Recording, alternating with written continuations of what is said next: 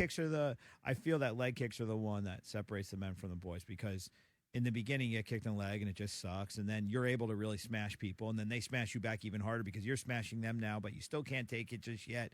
So you go through that one phase. It's always like you're a year and a half in and you're like, why am I doing this? It's just not getting any easier. But you're not realizing it actually is a lot easier. You're taking way more, but it still just hurts. And then there's that one day after sparring, you're like, wow, I really didn't feel anything. And then you kind of never feel them again. Yeah, it's tough, especially when you're training with the same group of people to compare how much better Absolutely. you're getting because you're all rising. Because everybody's getting better. So this is a little tricky and hard to do, but if you look at yourself like 6 months ago or a year ago and say like, am I better than that person was last year, comparing yourself to you? If it's yes, then you're doing the right thing. If you're in a good program, you should be able to trust your coaches to tell you that because it's like a fat person looking in the mirror every day.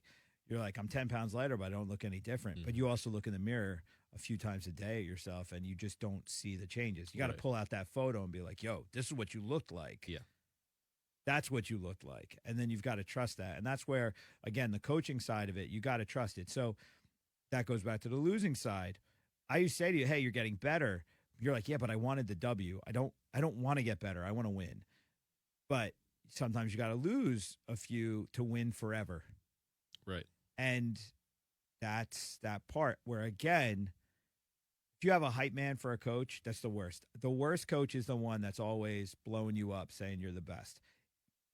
When you have a coach that when they tell you you're the best and you are, cool. But they also have to have the ability to tell you when it's not going right, when it's kind of going right. You got to be able to trust. Remember Fish? Yeah.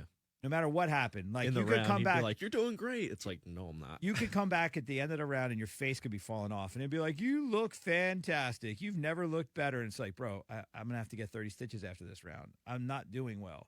Like I couldn't trust what he was saying. Like it. But again, some personalities, I guess, need that. But I think the culture of us is we're grounded more in like a practical reality, like a non-judgmental communication is the thing.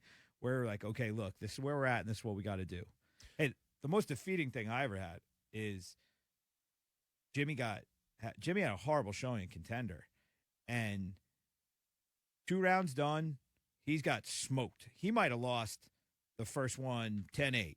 Like if we don't finish this dude, we're not winning the fight. And I came back and I said, Jimmy, you got 5 minutes. We got to take this guy apart piece by piece, and you're going to have to put him away in 5 minutes. And he couldn't even look me in the eye. And he said, I'll try. And you could go back and you watch the broadcast.